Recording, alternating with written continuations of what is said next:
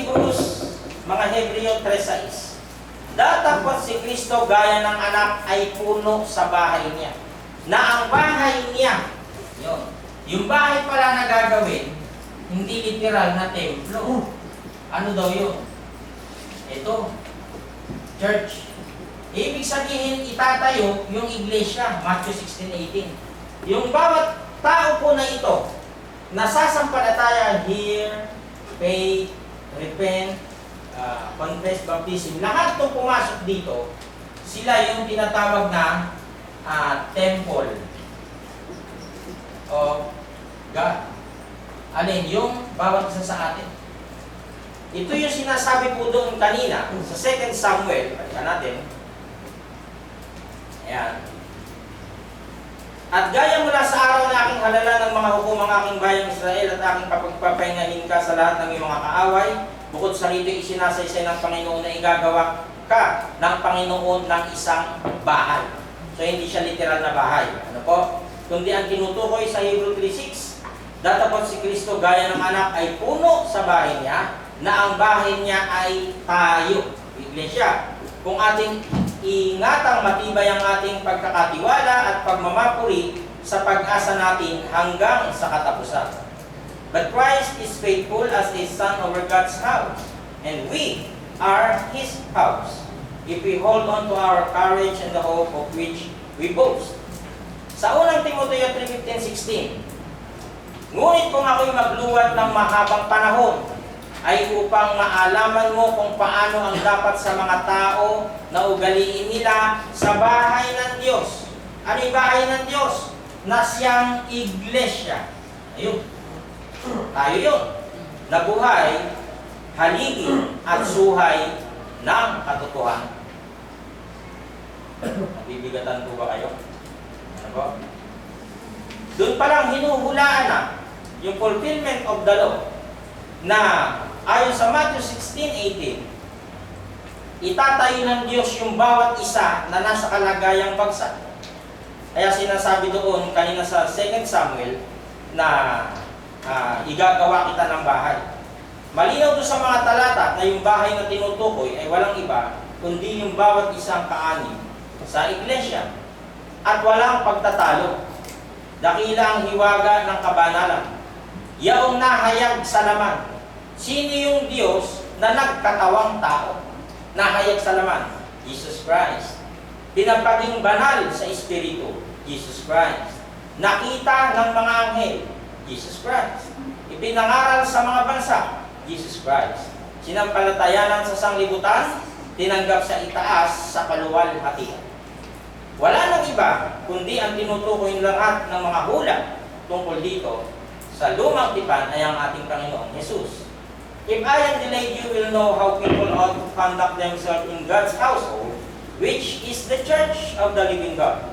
The pillar and foundation of truth, beyond all questions, the mystery from which true godliness springs is great. He appeared in the flesh, ayan, nahayag sa laman, si Jesus Christ, was vindicated by the Spirit, was seen by angels, was preached among the nations, was believed on in the world, was taken up in glory. Walang ibang tinutukoy kundi ang ating Panginoong Hesus.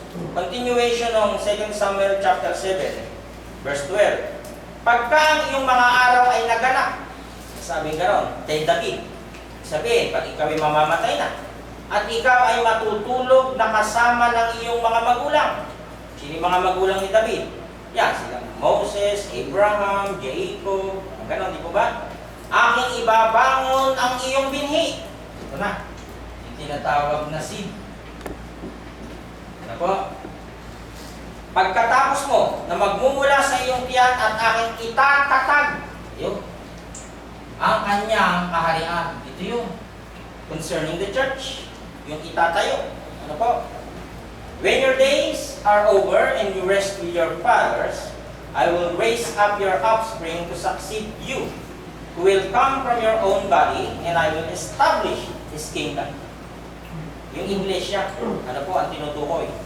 Galatia 3:16. Ngayon kay Abraham nga sinasabi ang mga pangako. Doon sa Genesis nasabi, pagpapalain kita. At sa kanyang binhi. Hindi sinasabi ng Diyos at sa mga binhi. Hindi seeds. Ano? Seed. Singular, seed. Hindi plural, seeds. Hindi daw sa mga binhi, na gaya baga sa marami, kundi gaya sa iisa lamang at sa iyong binhi. Na sino daw? Si Hesus Kristo. Ayun o. Mula dito sa Old Testament, ayun na. Dumating na ang tagapagligtas na siyang umako ng ating mga kasalanan. Ang ipinangakong binhi na darating. The promises were spoken to Abraham and to his seed. The scripture does not say, and to seeds, meaning many people, but and to your seed, meaning one person who is Christ.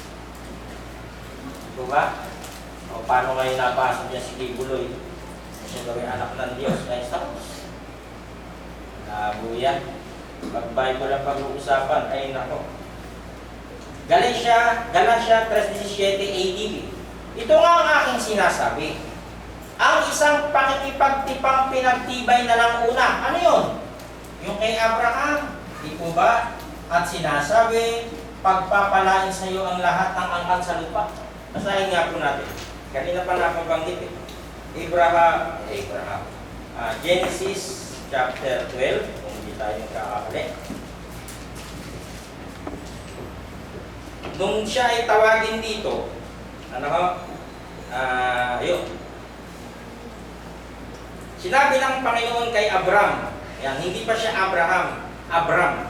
Sa 15 kasi tinawag ng Abraham kasi tinawag na father of many nations. Ang sabi, sinabi nga ng Panginoon kay Abram, umalis ka sa iyong lupain at sa iyong mga kamag-anak at sa bahay ng iyong mama na ikaw ay nasa lupain ituturo ko sa iyo. Nagagawin kitang isang malaking bansa. 1. Gagawing malaking bansa. At aking pagpapalain at padadakilain ko ang iyong pangalan. At ikaw ay magiging isang kapalaran. At pagpapalain ko ang mga magpapala sa iyo, susumpain ko ang mga susumpa sa iyo. At pagpapalain sa iyo ang lahat ng angkan sa lupa. Ayun. Yun daw, pakikipagtipang pinagtibay na ng una ay hindi mapapawalang kabuluhan ng kautusan na sumipot ng makaraan ng 430 taon, ano pat upang pawalang kabuluhan ang pangako. Ano tinutukoy niya doon na sumipot ng makaraan ng 430? Ano po? Years. So ito ay may kinalaman dito sa Exodus. Na may kinalaman dun sa kaya tinawag siyang Exodus means exit. Saan lalabas? Eh dito sa Ehipto. Dahil sila ay na-bandage doon ng mahabang panahon. Ano? Tingnan po natin ayon sa Exodo 12:40. Ang pakikipamayan nga ng mga anak ni Israel na ipinakipamayan nila sa Ehipto ay 430 taon. Matagal pa silang na-bandage sa Egypt. Ano? At sabi ng kasulatan sa 12:41, at nangyari sa katapusan ng 430 taon, ng araw ng yaon ay nangyari na ang lahat ng mga hukbo ng Panginoon ay umalis sa lupain ng Ehipto. Doon sa bondage of Egypt, nung sila ngayon ay lumabas, kaya exit, kaya nabuo yung aklat na Exodus. Ibig sabihin niya paglabas. Paglabas saan? Doon sa Ehipto. Nang sila ay lumabas, hindi mapapawalang visa yung pakikipagtipang ginawa nung una. Continuous yan. Sa time ni Abraham, Jacob, continuous yan. Moses, David, Isaiah, tuloy-tuloy, continuous yan. Kaya hindi mapapawalang kabuluhan. Sa Acts 7:6, at ganito ang sinalita ng Diyos na ang kanyang binhi ay makikipamayan sa ibang lupain. At kanilang dadalhin sila sa pagkaalipin. At sila ay pahihirapang 400 taon. 400 years silang bondage of Egypt. Pero nung sila ilabas ng Diyos, nasa 430 years. Nadagdagan pa. Ano po? Napaka habang taon ng pagkaalipin. Kaya nung sila